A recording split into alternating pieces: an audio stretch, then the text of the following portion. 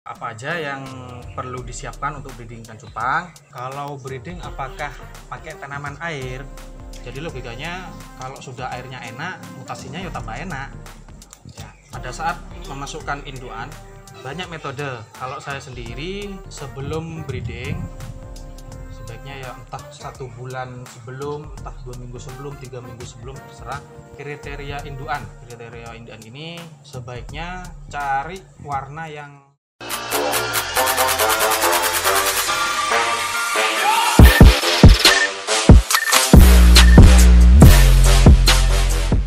Assalamualaikum warahmatullahi wabarakatuh. Selamat datang di channel saya Jawa Duro Beta. Di video kali ini saya akan berbagi tips pengalaman saya mengenai breeding ikan cupang. Apa aja yang perlu disiapkan untuk breeding ikan cupang? Yang pertama, nih, bak kucing, ya, kucing. Yang kedua, garam. Sudah, cuma 2 itu aja. Bagaimana sih caranya untuk breeding ikan cupang? Yang pertama, kasih garam dulu. Kasih garamnya secukupnya aja. Secukupnya. Yang kedua, langsung aja isi air. Jadi kalau seperti di video yang kemarin telah saya jelaskan ya, untuk air, jika teman-teman ragu, jika airnya kurang bagus, sebaiknya dibuka. Gimana pengen tahu bagus enggaknya? Gampang. Jadi teman-teman nih punya ikan baru, entah dibeli ya ke farm lain, taruh aja di toples ya, biarkan sampai ya kira-kira 1-3 kurasan lah ya. Kalau ikan teman-teman itu sehat, nggak sakit-sakitan, nggak kuncup dan lain sebagainya, berarti air teman-teman sudah bagus. Jadi nggak perlu didaftar lagi. Kalau di Jawa Duro saya kira nggak usah ya, karena airnya ya diminum pun langsung bisa.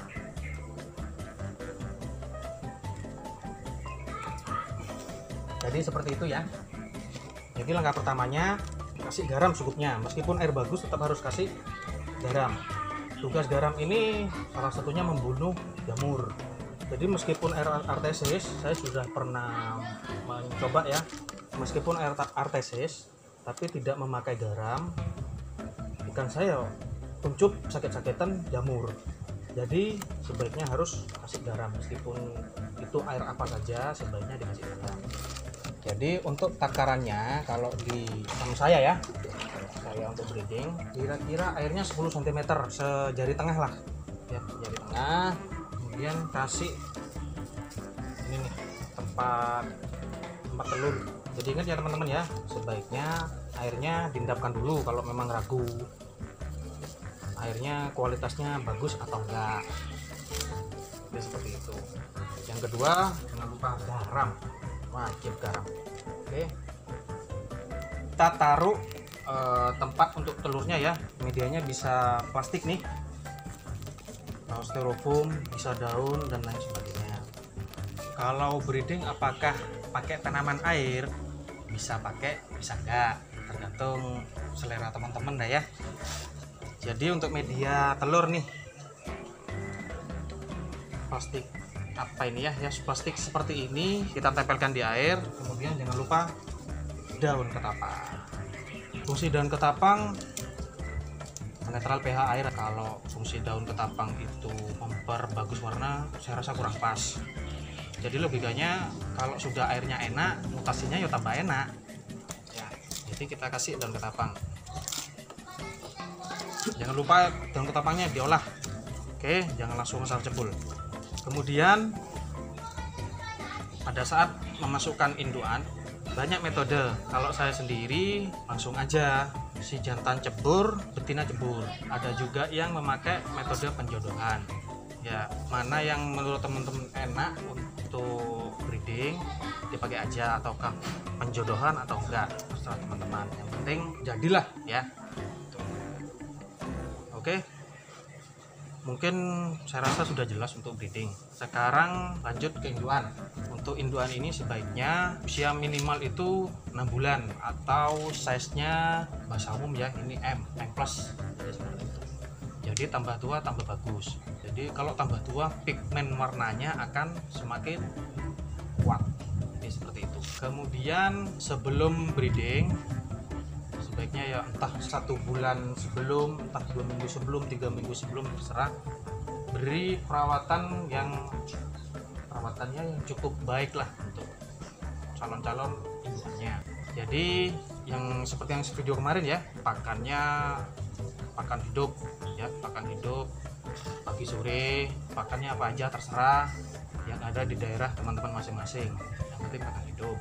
Kriteria induan ini sebaiknya cari warna yang, kalau di Jawa dulu kan main multicolor, jadi kalau multicolor sebaiknya cari yang penuh warna.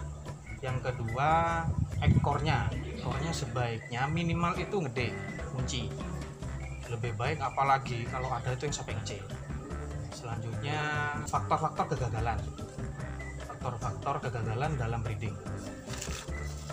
Nah ini teman-teman yang baru belajar, maksudnya yang belum tahu, bisa buat referensi ya, untuk teman-teman sekalian.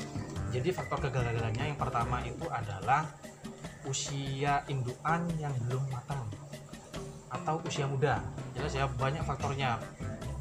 Nanti bisa ada yang jadi ada, tapi burayanya itu kemungkinan besar akan lemah, dan terus banyak faktor kematiannya dari segi usia.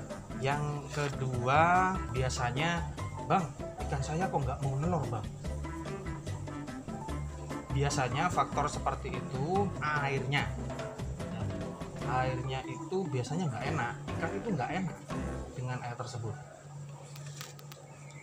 makanya ikan itu nggak mau jodoh, nggak mau nelur dan lain sebagainya. Terus yang ketiga, lebih besar betinanya ya. Sebaiknya kalau breeding cupang, size induan jantan lebih besar daripada si betina ya. Pada saat breeding ikan cupang ya, biasanya si jantan ini menghajar si betina atau bisa saling berkelahi. Itu nggak apa-apa, teman-teman gak usah khawatir, itu salah satu prosesnya. Jadi kalau khawatir ya, mending tutup aja, terus nggak usah dilihat suasana bukan apa ya, jangan sampai wadah pijah itu terkena senggolan atau getaran ya. Seumpama teman-teman breeding nih ya, tempatnya ngawur, atau ada orang tua, adik kakak lewat kena tendang, pok, itu ya. Jadi mereka akan terganggu. Kalau suara entah itu sebising apapun nggak pengaruh. Itu pengalaman saya. Terus lagi faktor kegagalan dari para teman-teman yang baru breeding ikan cupang ini. Nah ini biasanya teman-teman itu ikannya itu sering diintip-intip. Nah itu faktornya. Biasanya yang bang penasaran. Kalau penasaran ini sebaiknya teman-teman breeding pakai soliter aja ya. Biasanya dikasih celah lah di tempat telurnya itu, di plastiknya itu dikasih jangan ditutup semua, ditutup semuanya, kasih sedikit untuk lihat gimana prosesi telurnya, gimana proses kawinnya ikan cupangnya. Jadi wes nggak usah dilihat-lihat, sering-sering dilihat. Itu juga salah satu faktor teman-teman yang baru belajar breeding cupang itu faktor yang banyak terjadi ya, sering diintip terus. Jadi ya si induannya ini sangat terganggu dengan seperti itu. Jadi kalau memang penasaran ya pakai soliter aja ya, tutup semuanya, kasih celah untuk teman-teman lihat gimana proses ikan cupang itu kawin, bertelur. Jadi seperti itu. Jadi wes nggak usah buka lagi, bang, mas, si bejantan saya itu suka makan telur atau makan buraya. Kemungkinan besar pada saat teman-teman sekalian itu merawat induannya, calon induannya ini kurang makan. Terus perawatannya ya jarang kuras, jarang ngasih makan, itu faktor utamanya juga. Induan bisa makan telur atau buraya. Terus gimana pemecahan masalahnya kalau sudah seperti itu? Jadi kalau jantan sudah makan telur atau buraya nih, pada saat melur, angkat aja jantannya. Jantannya diangkat, kurangi airnya. Biasanya kan segini nih, ya, jari tengah ya, atau 10 cm.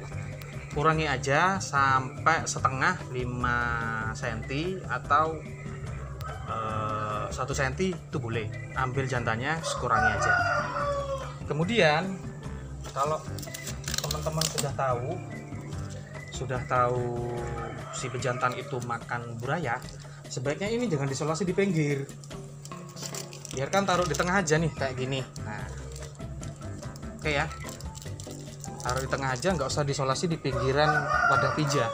Biarkan kalau di sifon ya keturun, kalau diisolasi ya kantil, nanti hasilnya kantil. Bahasanya apa kantil ya? Saya tetap nggak ikut turun tempat telurnya gitu loh ya. Jadi seperti itu. Setelah buraya, anggaplah bisa merenang sendiri, tambah airnya sedikit-sedikit. Ya, terus tambahi sampai segini nih ukurannya. Oke ya. Oke, seperti itu. Setelah itu ya kasih makan aja. Bisa artemia, infusoria, kutu air, terserah teman-teman yang ada di daerah teman-teman masing-masing. Mungkin itu aja ya tips-tipsnya untuk yang bagi makan yang makan jantan, makan telur atau buraya. Terus bang, kapan pindahnya ke wadah pembesaran kayak gini?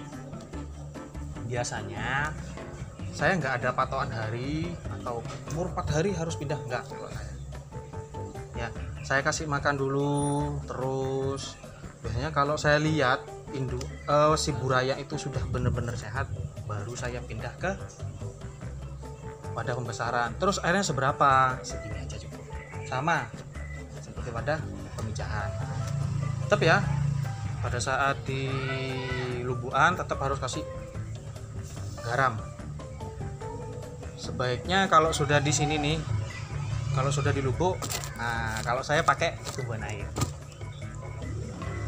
karena ya selain buat